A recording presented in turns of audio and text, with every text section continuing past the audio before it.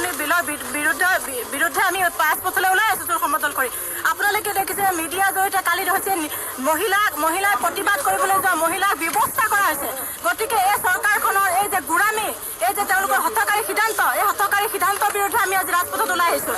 গতিকে যেতিয়া এখন চৰকাৰে এগৰাকী মহিলাক ব্যৱস্থা কৰি পেলাই তেওঁলোক প্ৰতিবাদ কৰিবলৈ যোৱা মহিলাক ব্যৱস্থা কৰা হৈছে, গতিকে এইখন চৰকাৰ, এই চৰকাৰখনক ব্যৱস্থা কৰিবলৈ আৰু বেছি দিন নাই। তেওঁলোকক আমি অসমৰ পৰা একেবাৰে ওফৰাই পঠাব বিচাৰিছোঁ।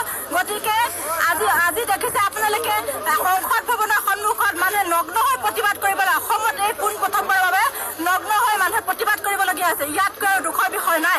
গতিকে যি হঠকাৰী সিদ্ধান্ত লৈছে, সেই হঠকাৰী সিদ্ধান্ত তেওঁলোকে পৰিহাৰ কৰক, অন্যথা এই জুই জ্বলিছে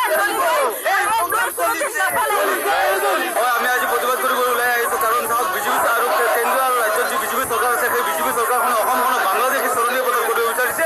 আৰু আমি কেতিয়াও এই অসমখনক আমি বাংলাদেশী স্মৰণীয় পথত কৰিব নিদিওঁ। আৰু আমি ৰাতিপুৱা উঠি লাগিছোঁ যে যাতে এই বিলখন যিখন বিজেপি চৰকাৰখনে আনিছে, সেই বিলখন অতি শীঘ্ৰে বাতিল কৰিব লাগে।